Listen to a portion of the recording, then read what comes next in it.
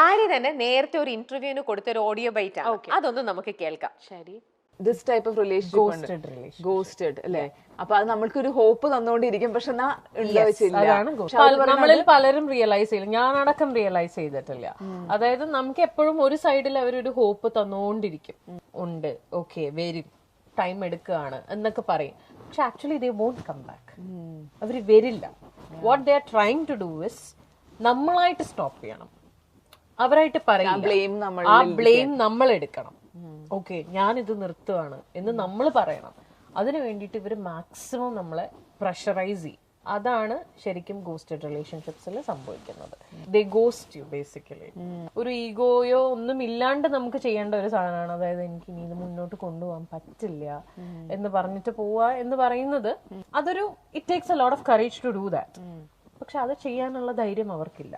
പകരം നമ്മളിങ്ങനെ mentally torture ചെയ്യും. അറ്റ് ദ സെയിം ടൈം ഒരു സൈഡിൽ കൂടെ ഹോപ്പും തരും.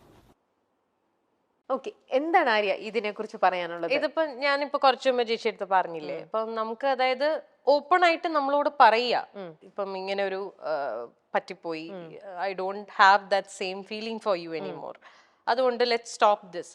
അത് ചെയ്യാതെ ഒരു സൈഡിൽ ഇങ്ങനെ ഹോപ്പ് തന്നുകൊണ്ടിരിക്കും.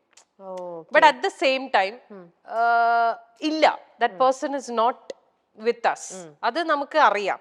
അതായത് വേർഡ്സ് വേറെയാ പറയണത്, ആക്ഷൻസ് വേറെയാണ്.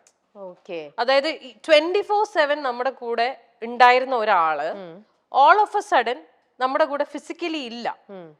വിളിച്ചാൽ ഫോൺ എടുക്കില്ല, മെസ്സേജിന് റിപ്ലൈ ചെയ്യില്ല, പുറത്തു പോവാൻ വിളിച്ചാൽ വരില്ല, മീറ്റ് ചെയ്യാം എന്ന് പറഞ്ഞാൽ സമയമില്ല, മേക്കിംഗ് എക്സ്ക്യൂസസ്, അങ്ങനത്തെ ഒരു ലിറ്ററലി നമ്മളെ അവോയ്ഡ് ചെയ്യണം. അതാണ് ആക്ഷൻസ്. പക്ഷെ വേർഡ്സിൽ അതല്ല വരുന്നത്. എന്താ സംഭവിച്ചതെന്ന് വെച്ചാൽ nothing, I am just busy with my work. Do you still love me? Yes of course. അത് ചോദിക്കുമ്പോ അങ്ങനെ മനസ്സിലാക്കുന്നുണ്ട്. യെസ്, സമ്മതിക്കണം. സോ അതാണ് ഞാൻ പറഞ്ഞത്. അതാ പറയണത്, നമുക്ക് ഒരിടത്തൊരു ഹോപ്പ് തന്നോണ്ടിരിക്കും, എന്നാൽ at the same time. So എനിക്ക് ഫീൽ ചെയ്തത് ഇതാണ്, ലൈക്ക് അപ്പൊ നമുക്കൊരു മെന്റൽ ടോർച്ചർ ആണല്ലോ അത്. ലൈക്ക് നമ്മളത് we know that there is something happening and ഞാൻ കണ്ടുപിടിക്കുകയും ചെയ്തു that there's this relationship going on എന്നുള്ളത്. അപ്പൊ എന്നോട് ഈ പറയുന്നൊക്കെ നുണയാണെന്നുള്ളത് എനിക്ക് അറിയാം. Stupid explanation. Exactly. I wanted to know how long this explanation will go. I knew the fact, പക്ഷേ I was buying all the things, the lies he was going on telling me. എന്നാൽ ഏതെങ്കിലും ഒരു പോയിന്റിൽ honest ആയിട്ട് പറഞ്ഞാൽ മതിയായിരുന്നു. ഞാൻ ഇല്ല, I don't want to do this any more എന്ന് പറഞ്ഞിരുന്നെങ്കിൽ ഖലാസ് തീർന്നു. ഞാൻ അപ്പൊ സ്റ്റോപ്പ് ചെയ്തിട്ട്. എത്ര പെയിൻഫുൾ ആയിട്ടായിരിക്കും ആര്യ ഓരോ തവണയും ഇങ്ങനത്തെ കാര്യങ്ങൾ അറിഞ്ഞിരുന്നിട്ട് ചോദിക്കുമ്പോൾ എഗെയിൻ പുള്ളി പറയണ ഓരോ ഇങ്ങനത്തെ ഒരു ഇതിനകത്തുനിന്ന്. പക്ഷെ എനിക്ക് യുനോ പലരും എന്നെ വിശ്വസിച്ചില്ല ഞാനിത് പറയുമ്പോ. എന്ന് വെച്ചാൽ ഇപ്പൊ നമ്മള് ഈ പറഞ്ഞ പോലെ ഇതിൽ വന്നിരിക്കുന്ന തേർഡ് പേഴ്സൺ ഒരു എന്റെ ഫ്രണ്ട് ആയിരുന്നത് കൊണ്ടും we had common friends also. So ഒരിക്കലും ആരും വിശ്വസിക്കില്ല ഈ കുട്ടിയാണ് എന്ന് അറിഞ്ഞിരുന്നില്ല. But her husband found out. ആള് കണ്ടുപിടിച്ചിട്ടുണ്ടായിരുന്നു. പക്ഷെ നോബഡി എൽസ് ലൈക് ഫ്രണ്ട്സ് ആർക്കും അറിയില്ലായിരുന്നു. Nobody was ready to believe also until they got married now. അപ്പോ can I ask you one more thing? ഇത് ആര്യായിട്ടാണോ പുള്ളിയുടെ അടുത്ത് ചോദിച്ചത്, അതോ he himself came and പറഞ്ഞോ ഞങ്ങൾ he never said? പിന്നെ ഇത് ഞാൻ കണ്ടുപിടിച്ചപ്പോ ഞാൻ ഞാൻ ചോദിച്ചു, ഞാൻ ഓപ്പൺ ആയിട്ട് ചോദിച്ചു ഇങ്ങനെ ഒന്നുണ്ടോ. അപ്പൊ what he said is I was just emotionally supporting her because she was going through some family issues. അപ്പൊ I was like okay wow. എന്ന് വെച്ചാ whose friend is she? How do you know her?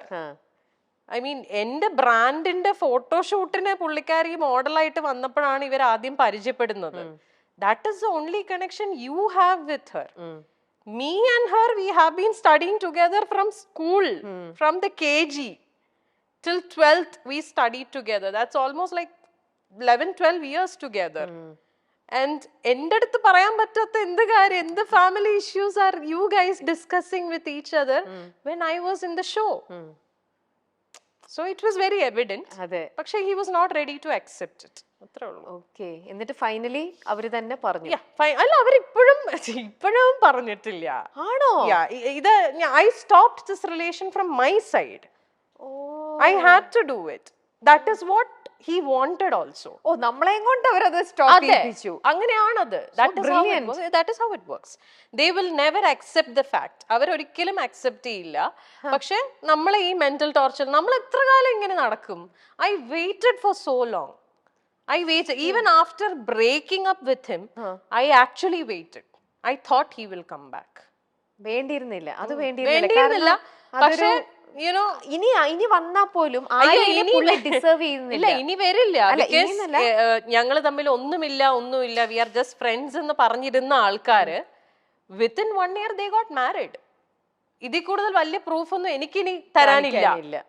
ഇപ്പൊ ഞാൻ പറഞ്ഞപ്പോ പലരും വിശ്വസിച്ചില്ല.